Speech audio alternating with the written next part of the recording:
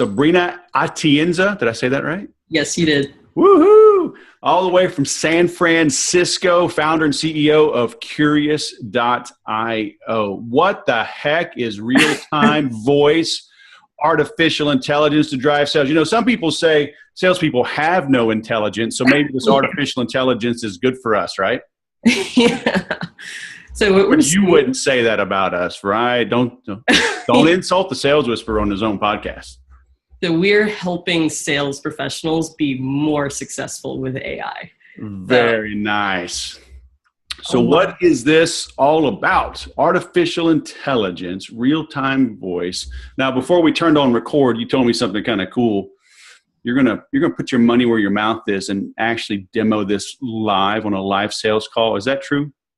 So I'm going to call, you can either call myself or call you, and then you'll actually see the transcription happen. Oh, gotcha. Very cool. Screenshot.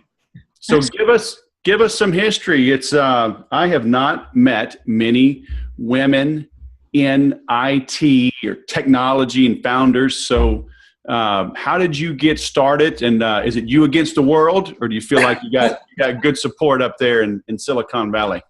Yeah, definitely a lot of good support here. Still not many, technical co-founding women in tech, in AI is an even smaller subset. Sure. So my background is computer science and physics from UC Berkeley.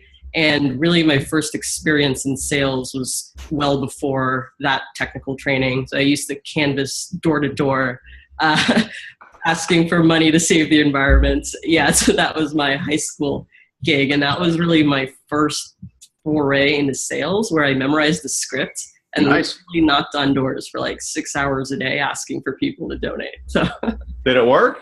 It worked, yeah. And that was where I really realized sales is part of a lot of the things that we do. I think the success we've had so far has been our ability to combine technical expertise as well as being able to explain what we do to potential customers and also investors. Right. Everybody makes it out to be like sales is just so easy. Oh, if I don't make it as a doctor or an attorney or an engineer, I'll just go into sales. Like you can just snap your finger, right? And because we're just a bunch of dummies. We just got the gift of gab. All you do is talk to people, take them golfing, buy them some lunch, and you're going to make sales. It's not that easy, is it? Yeah, so when I first started out, we learned a lot about inside sales training. So I used to listen to like Tony Robbins CDs. I read the Challenger Sale. I read everything I could about sales.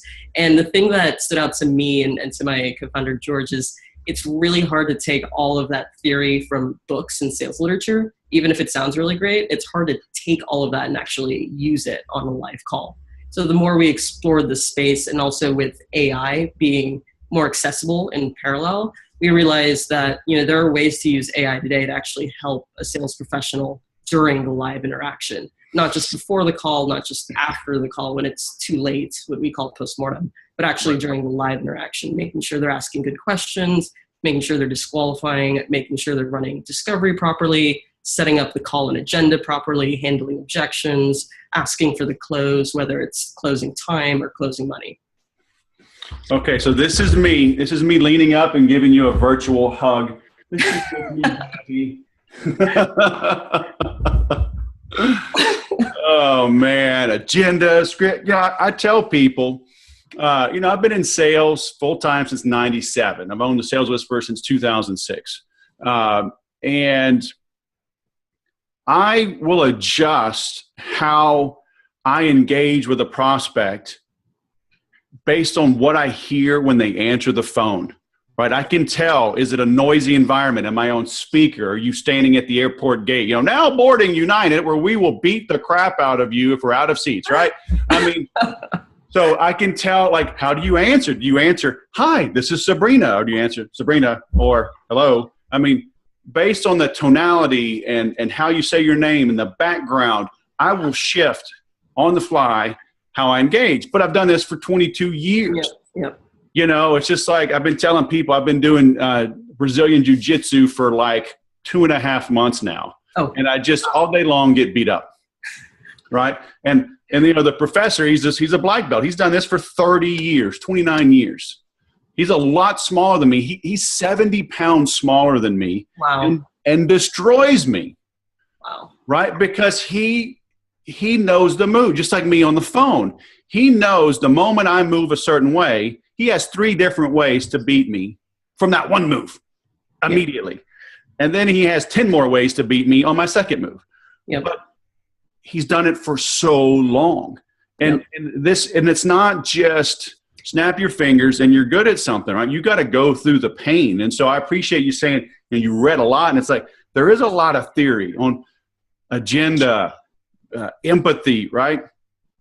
Building rapport, getting to the meat of the matter, right? Discerning what's important to the customer so you can throw away 80 pages of your 84 slide presentation and just focus on the 4 that's important. Yep. So I'm fired up to see how you're doing this. Yeah. And the basic no premise pressure. No pressure at all. Yeah. The basic premise of our company is at all times we've been so blessed to meet incredible sales professionals. And always the question is, how do they do what they do? Right. And it is mastery over decades often of selling and not any less than 10 years. Right. And so what we're trying to do with AI is try to just use data to shed light on a small piece of that. So if the customer goes this way, what are the 3 possible directions you can take the conversation to get back on track? Or if the customer throws you off track, what would the best salesperson do to kind of get the conversation back on track? Right. So AI can't replace or analyze everything that the best salesperson does, but our premise is we can learn enough sound bites from how the best salesperson moves in the conversation to try and nudge other reps to be able to do the same. And to your point, it takes a lot of repetitive training. And I think that's where you fit in the sales stack. There are a lot of solutions for call recording if you want to go back and listen. There are a lot of solutions for doing research beforehand.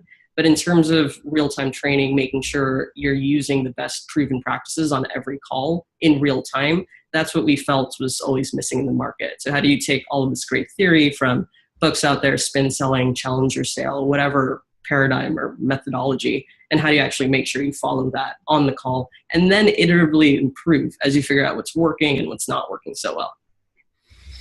You start throwing out all these books on sales, I'm going to have to go read like fractal theories, chaos theory or something so I can keep up with you. That's very cool. So, all right. So what's the deal with artificial intelligence? I mean, obviously people have been writing about this, I mean, since 2001, A Space Odyssey, right? Or Spynet, or what was it from Terminator? Trinet. What was it? Was it Trinet? No, what Trinet? Something. I'll look it up. But is it just computing power? Have we finally hit that tipping point where computers are so powerful and affordable that we can now start affordably using artificial intelligence? Because I'm seeing it everywhere now. Yeah. So recently in the past 5 years, there have been a number of advancements in the research space. So a set of algorithms and a study called deep learning has made AI a lot more accurate than it was even 10 years ago. So what's happening in speech recognition is a lot of the older techniques that were used, for example, in the 90s or even early 2000s, are being completely thrown out and outperformed by a new class of techniques based on deep learning. So for example, what that really means for speech accuracy for something like Siri, the accuracy of Siri has increased significantly just in the past 5 to 10 years. For our application, real-time voice AI, what that means is we're able to apply technology in a way that previously wasn't possible. So 10 years ago, it would not have been possible to do speech recognition in real time. That was very, very difficult to do. There was really no capability around doing it in real time. And what I mean by real time is within 1 second, you'll actually see the transcript. And that's hard to believe. So in our discovery calls, when our team runs them, one of the biggest objections we hear is there's just no way this could work. Like, it's hard to fathom that it could work that fast in a real production environment. We love that objection because we just have to show the software and it does work, right? So we know how to overcome that objection. But I think AI has made tremendous advancements just in the past 5 to 10 years. And because of that, it's powering a whole new set of applications that weren't possible before. Right. So how did you get into doing this in this arena? I mean, there's all types of ways to apply this, right? Yeah. And what, you were a physics and what, a computer science major? Yeah, my background is computer science and physics, and my co-founder, George, as well, electrical engineering, computer science, and math. When we graduated from UC Berkeley, we immediately started building natural language technology and trying to sell it to businesses. That's how we learned about enterprise sales, the difficulty around B2B selling, how bad onboarding and ramp are, how bad churn is. We learned a lot about these things, and also just about the pain points of learning how to sell. So even when we started building natural language processing technology 3 years ago, we were trying to sell that into like big pharma enterprises. And that was a complex sale. We learned a lot about the pain points around that, and we realized it wasn't just us, struggling to learn how to sell. There is a whole field around this. There's a lot of training around this. There are a lot of good people trying to make advances in that space and shed light on what's working for them. And that's really when we fell upon the opportunity. Like, we have a background in natural language processing and speech recognition. Sales involves talking, relating to people. There's a lot of data actually generated in conversations. So things like, what does the customer care about? What is the customer confused about? What is the customer saying? All of that data can be analyzed today with natural language processing and speech recognition. So it seemed like the perfect fit in terms of our background and the pain point we experienced ourselves trying to sell into enterprise. Very cool. So before you show us this, is the software, is it listening to the dialogue, to the exchange, and kind of doing if-then sort of variables and giving phrases or paths for the salesperson to take to increase their likelihood of making the sale? Yeah, no, that's exactly it. And the flexibility on the paths depends on the type of sale. So for an outbound cold call situation, we actually recommend a highly scripted 20-second introduction, because getting past the first 10 seconds, getting them not to hang up on you, is really, really critical. So we recommend that to be highly scripted, if then that you should say this. In a more flexible call, such as a discovery or a demo call, that is more, you'll see in the demo, we'll have keywords. So as certain topics come up in the conversation, for example, how are you different from this competitor? Then we'll prompt the rep with what we call battle card, 3 bullet points. This is how we're different and better from that specific competitor. Very cool. Yeah.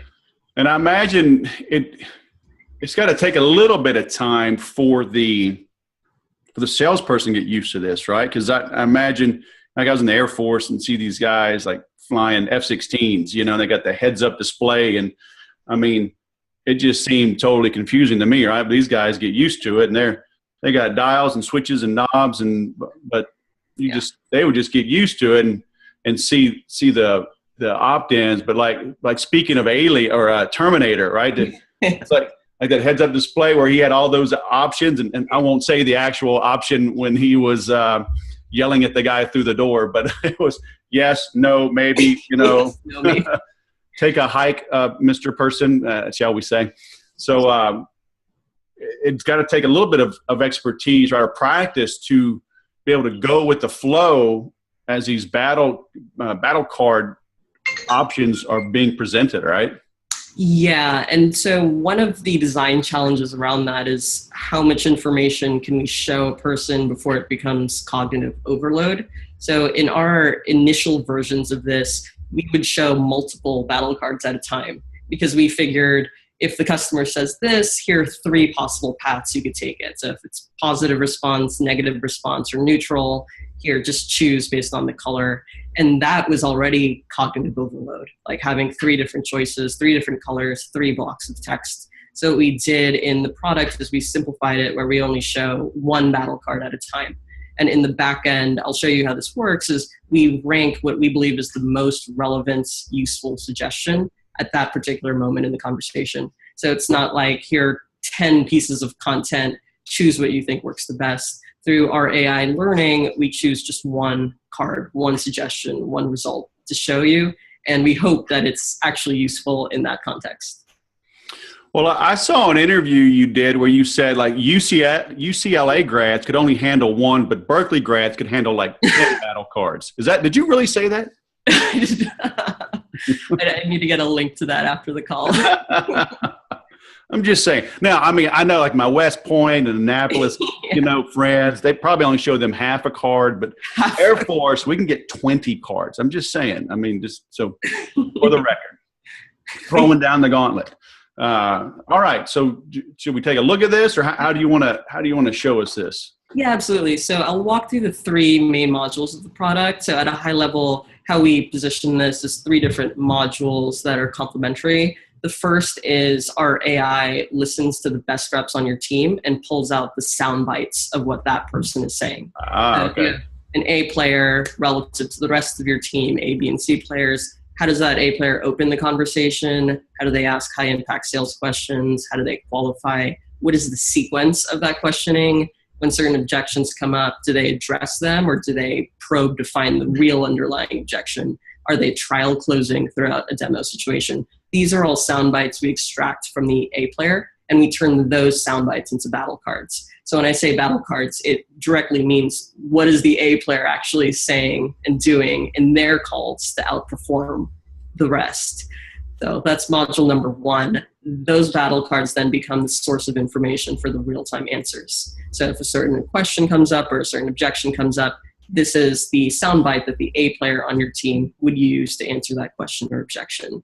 The third piece of it, the analytics, or what we call postmortem, is after the call seeing the breakdown. So what questions were asked, what objections came up. That's more useful for management, just to get a sense of, for example, in our new go-to-market strategy, how are customers responding? What are the biggest or most latest objections that have been coming up in conversations? Yeah. So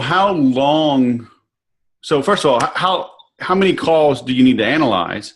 And then how frequently do you need to come back? Because things will evolve. The marketplace will evolve over time. There will be new objections, new competitors, blah, blah. So how does that look? Yeah, a key part of our offering and our SaaS model is that we refresh the content on a weekly basis. So what that means is if we detect a new question coming up that isn't addressed by anything in your playbook or in your battle cards, then we notify management, hey, you might want to think about adding this to your playbook or battle cards. And what you're talking about is definitely a massive pain point. We see it all the time. So companies spend massive amounts of money on playbooks, writing it in-house or bringing an outside firm to write that playbook. It's finished, 6 months, so it's already out of date at the time it's created. And then the go-to-market strategy of the company changes. So then you need to update all of that collateral again, push it out to the reps, train the reps. That whole cycle is what we're aiming to compress with our solution. So if you're on the product marketing team or you're the VP sales, you want everybody to start saying this particular thing this way. You could push that out to everybody and it will appear on all of their calls, like instant training. Right.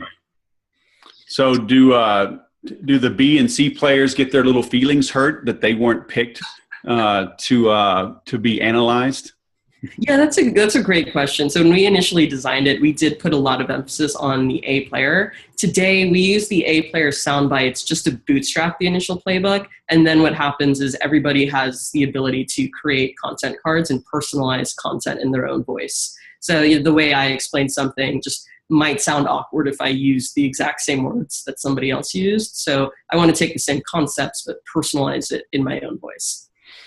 Yeah. I always tell people though, like I hated scripts in the beginning when I was new in sales, but it was always because we had this outsider that just made us sound like robots.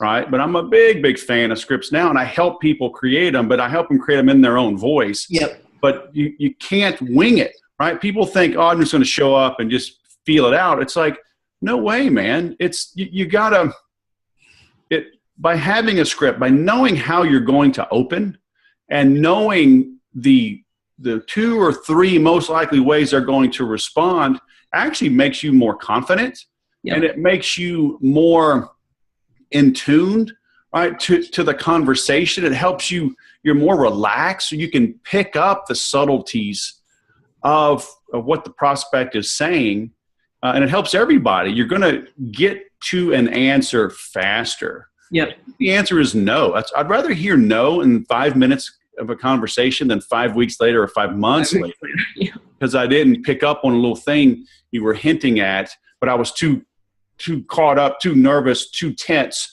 because I'm not prepared. It's just like jujitsu, right? If I just show up in the octagon with no training, I am totally freaked out. I'm like, are you going to break my leg, punch me in the nose? I don't know. Yeah.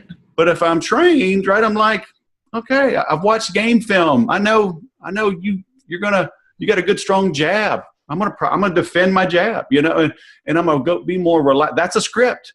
Right? Everything's a script. I mean, your favorite sports team, they have a script. They know, okay, they got a really good cornerback, so we're going to go to the other side of the field. I mean, it's all a script.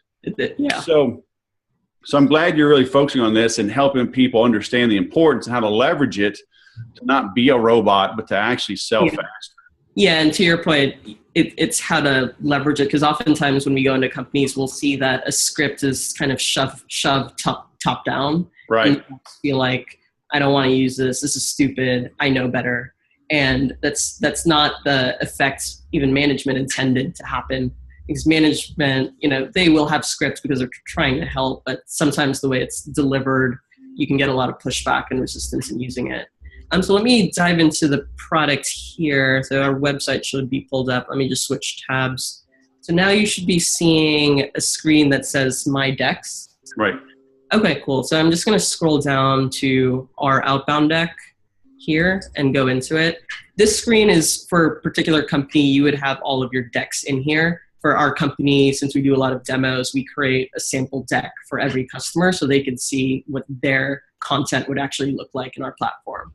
Okay, because a company wouldn't have this many decks typically, right? No, not typically. So we make one for example, a typical inside sales team, one for the SDRs, possibly one or two for the AEs, depending on complexity of the sale, possibly one for the customer success rep if they're on our platform as well. Right.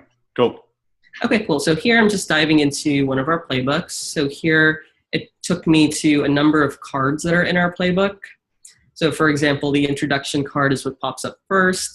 Depending on the keywords that come up during the conversation, these are the other cards that would pop up. So for example, if the customer asks about pricing and you're talking about pricing, this is the exact battle card that would come up on the call.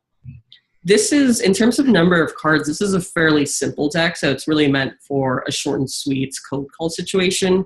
A deck where it's a discovery call or a demo call would have dozens more cards than this.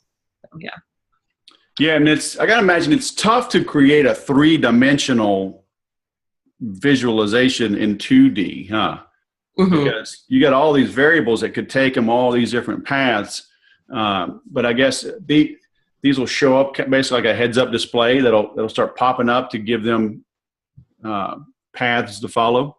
Yeah, exactly. So in our initial version, it was very strict. So if you went down this path, then you would say this.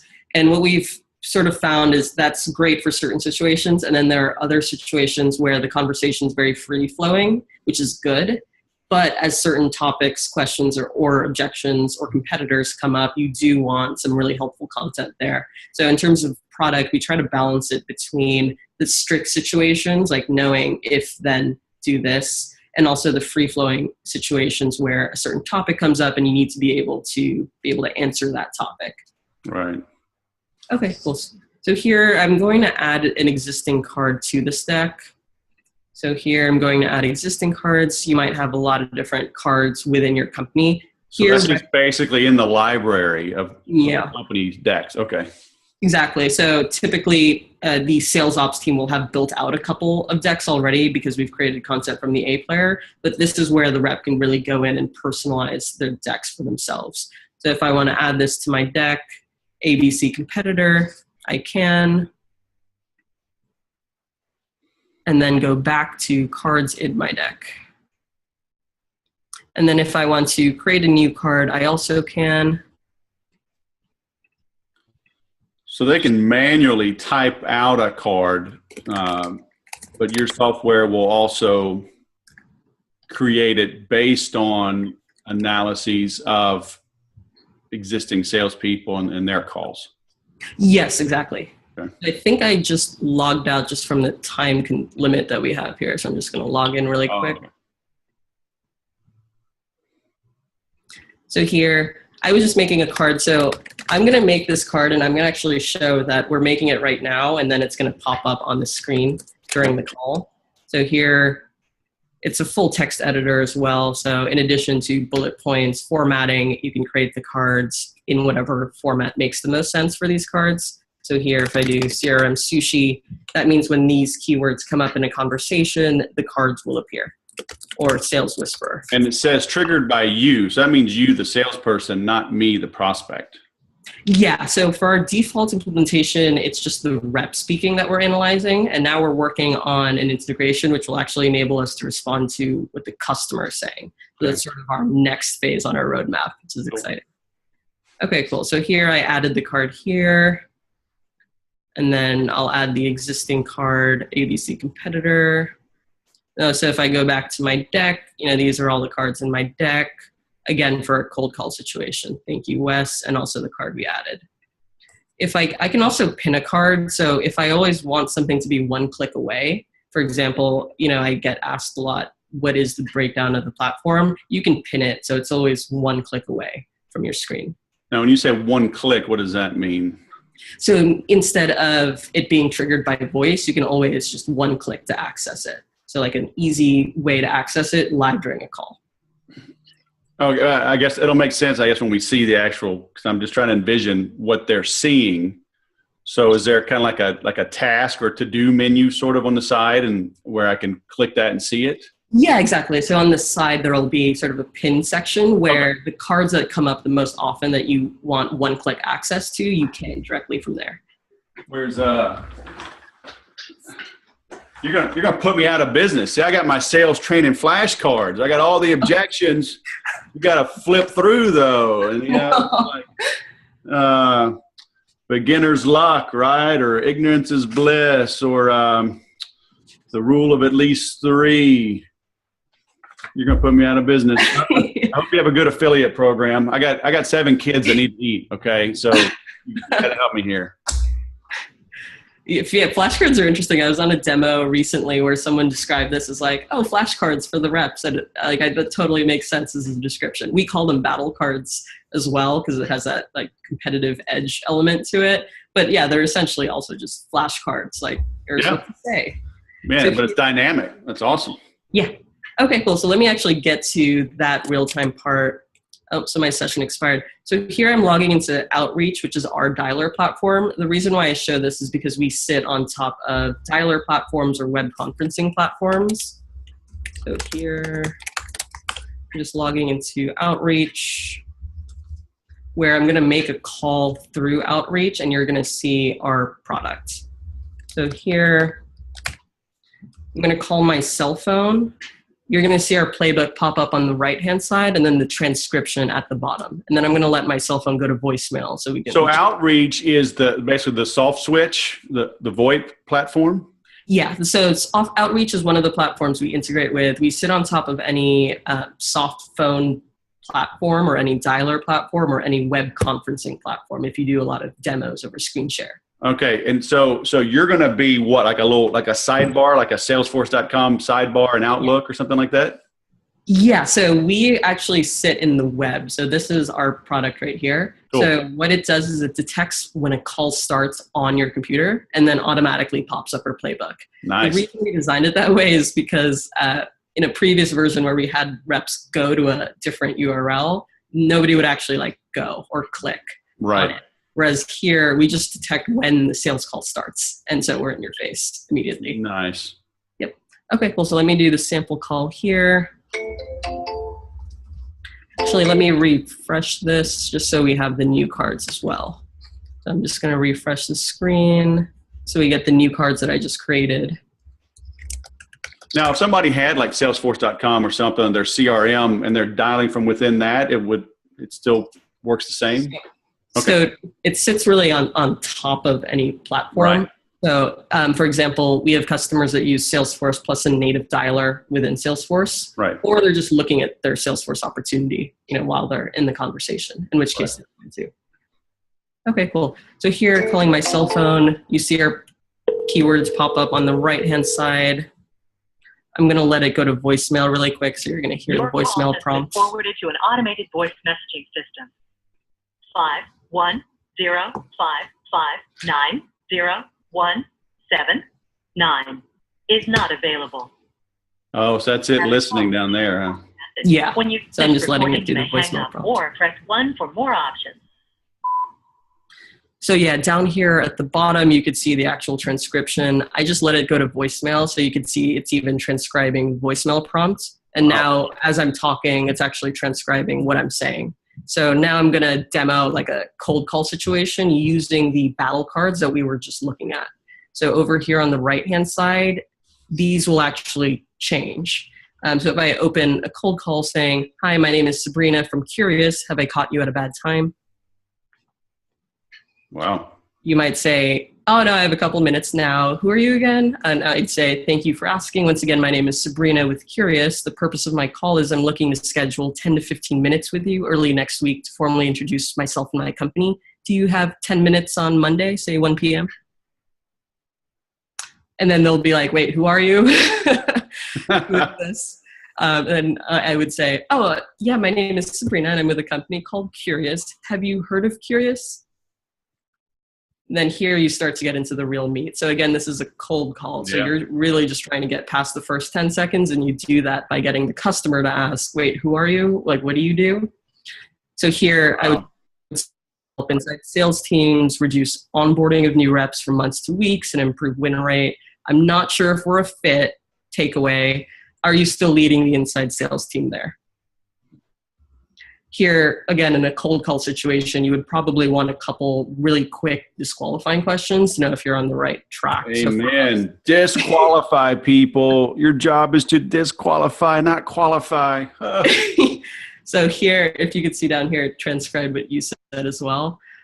So yeah, in a cold call situation, disqualifying is so important. It's one of those things where managers are like, "Oh my gosh, you didn't ask if they have a sales team." Like, we don't work if you don't have a sales team. Right. So here, that's an example of questions you could ask. Then the customer might ask, how does it work? How does the platform work? For which we do have a card. This card's a little longer. So here, again, these were the modules that I walked through before the demo. So our real-time content, how we build the playbook, our battle cards. This is a battle card, analytics, and then the transition. The customer might ask about pricing, so then that might come up. Right. So here, again, in a cold call, you're often not going to, it's not true for all businesses, but you're often not going to like give them a quote during a 5-minute cold call. You'd say, our solutions expert or account executive will walk through pricing and implementation. It's customized for each type of customer. If a competitor comes up, like the card we added was ABC competitor, I believe.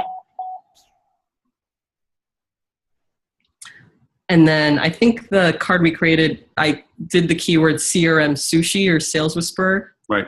You have reached the maximum time. Okay, there. So it popped up here. Thank you, If you're satisfied with the message, press 1.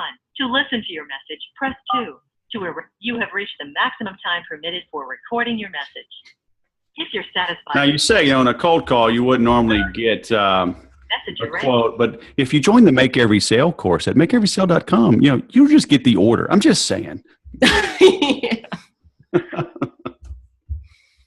So here, I just ended the call. So when I typically do a demo, the voicemail time limit does come up. So that's when I know I'm hitting right around 3:45. What happened here is I closed the call. So when we integrate with a soft phone or web conference, we automatically detect when the call stops, which means our playbook disappears, the transcription disappears. From the rep's point of view, they don't have to literally do anything. They don't have to click. They don't have to go anywhere. They just have to talk. Nice. Which is really the key piece of our platform. That's what we mean when we say real-time voice AI. Very cool. So it detects. Okay, cool. And yeah, just the last piece of our platform, how we actually show the analytics. This is where we package up all of that data that we are transcribing. So here in this dashboard, this is just to see who's on the phone. So our platform, it's not going to have a super high value prop if nobody's making calls. So that's sort of problem number one to solve if they're supposed to be making calls. Here you can switch the date and see, on this particular day, this is how the team is doing in terms of call activity. This is like 1 day's worth of call activity that you can also filter. So if you just want to see. What's red? Yeah, red is greater than 90 minutes, which is sort of our flag. So if somebody's doing, a conversation greater than They were on a call for 90 minutes? Yeah, a demo call greater than 90 minutes. Oh, good grief. Yeah, so as a manager, I mean, there should have been some kind of outcome that, and if not, then that could potentially raise some questions in a type of environment. So here also we have call stats for the past 7 days. So for example, if it's a full cycle team doing both prospecting and demo calls, you can start to get a sense of conversion rates here. So for example, this person did 127 calls less than 30 minutes. In the same period of time, this person did 219 prospecting calls, but they both have a similar number of demos. So these are calls greater than 30 minutes. So this person's conversion rate going from discovery to demo, significantly higher, just because this person's making almost double the number of prospecting calls, but they're getting the same number of demos. Right. So you might want to see, like, what is that person specifically doing, and dive into the person's transcripts. So here you would have all of your reps on the left-hand side, and you can actually dive into the things that came up during the call. So here, each row is a conversation. How this was designed is for a one-on-one coaching situation. So if I have a one-on-one coming up with Bailey, I want to see the objections he's running into on every call. So here, I'm just hovering over this tag called objections, where you could see the actual objections that came up during the call. Oh, wow.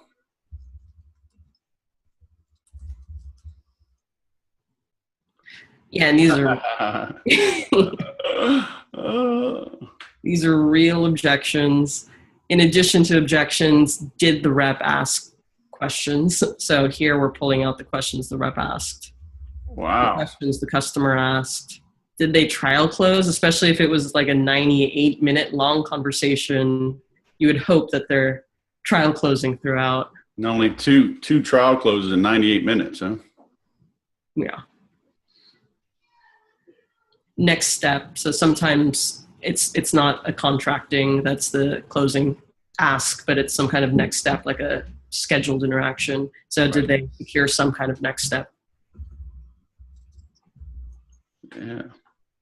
That's insane. Yeah. So this is really meant for management to get a sense of, you can't listen to all of the call recordings of the rep. That doesn't scale. But here we can analyze every single call and pull out, these are the key items that came up. And these are automatically categorized. So we train this on thousands of sales conversations where we have a manual gold standard data set for what objections look like. And they often are similar across industries. If you find an objection, for example, that you don't want classified as an objection, you can actually tell our system that. So here I just expanded a call.